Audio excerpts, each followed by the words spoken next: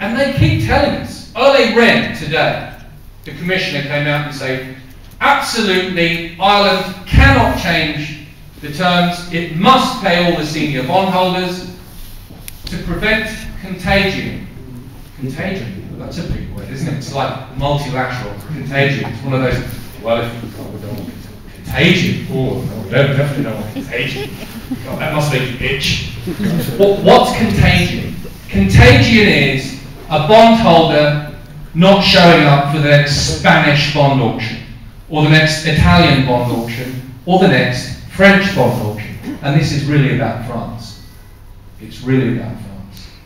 Because it goes like this: Portugal, Spain, Italy, Belgium, France. And mark my words, they're the bankruptcies in Europe that you're going to see happen over the next few years, in that order. That's how it's going to go. And France is going to go pop in about 9 to 12 years from now. Because there is no way, under any circumstances, that they can collect enough taxes from the productive part of their economy to fund their public sector and their public sector pensions. And you see, the people that lend money, they know that too. And the thing is, how long can we keep the Ponzi scheme going? And this is what pro-European Floppienda doesn't understand. The best thing you can do if you're a real European is you call time now on the profligate spending of the French government. They're the profligate spenders, not us.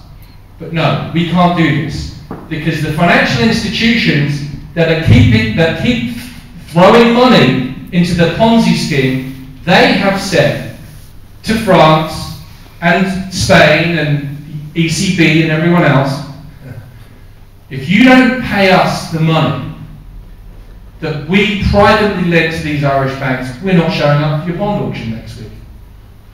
And so they're saying, you have to pay Ireland. Why? Why do we have to pay? To keep the Ponzi scheme going for them. We have been turned into what they call a special purpose vehicle. A special purpose vehicle to repay a hugely disproportionate share of all of Europe's private bank debt. That's what we're doing. In ancient Greece, there were two classes in Athens and Sparta of citizens. There were those that could vote, the Athenians, Spartans, and then there were the Helots. And the Helots were somewhere between a slave and a servant. Not quite slave, not quite servant. The Helots were indentured. We've become the neo-Helots of Europe. That's what we've been turned into, to service these private bank debts. Now I'll tell you, many better men than me stood in this town many years ago and called for a default of another kind. It was against landlordism, and that was the Land League. And we are going to have to find that courage again, because there's no way I'm going to let my kids pick up the tabs for these failed private bondholders. There's no way that that can be done, and there's no way any of you should agree to that. No one.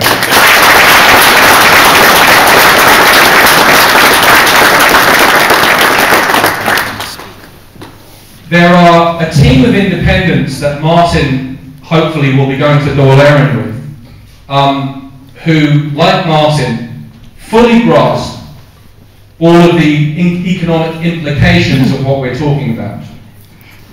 Kenny is not made of the right stuff to be able to get the proper deal for Ireland. I hope that he recognises that he does need a backbone, or maybe he can justify it in his own mind as a kind of viable excuse for him to be able to negotiate a better position for our country. In terms of, how do you create jobs? I hear, Fine Gael are going to create, I don't know how many thousands of jobs, and Fianna Fáil are going to create thousands of jobs. if you're going to create all these jobs, it's a pity you wouldn't do it already, you know? Why wait till after the election? Why not do it now? Government create real, lasting jobs in the Irish economy without, first of all, purging the insolvency. That's all of the bad debt that is in this country. We have to purge it. It was a good few years ago now, Martin, when we first, Lisbon 1, whenever that was, it was 8. I went around, with Martin's help, talking about the fact that we needed to amputate the bad debt that was attached to these banks in the Irish economy.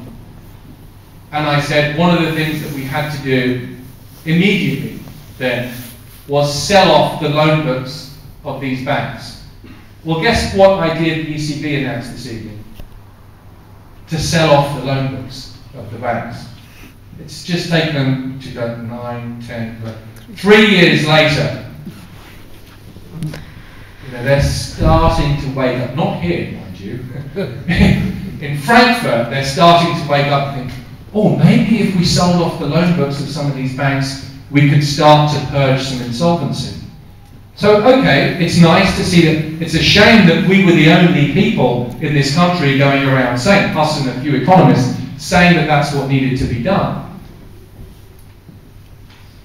We need to purge the insolvency. The insolvency, we need to absolutely decouple this failed private bank debt from our economy. Now, don't get sucked into Irish Times kind of language on a partial renegotiation, a marginal discount. No, this is capitalism, and I'm a capitalist, and this is how capitalism works. When you take a risk and you profit from it, you keep the profits. And when you take a risk and you lose from it, you keep the losses. They're yours. You don't share your losses and keep your profits. That's not how capitalism works.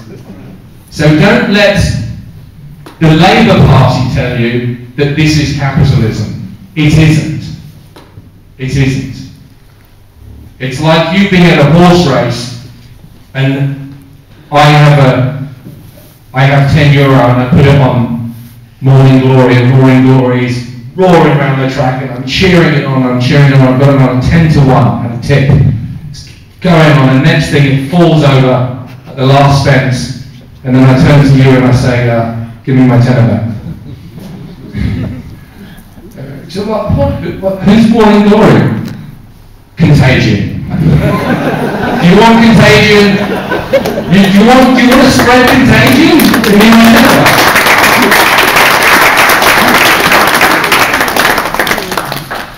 And really, folks, it's that simple. Don't let the sophisticates tell you, oh, well, no, I mean, contagion, multilateral, unilateral, multilateral contagion, spread, complex ECB control mechanisms, discount, inflation, deflation, crap.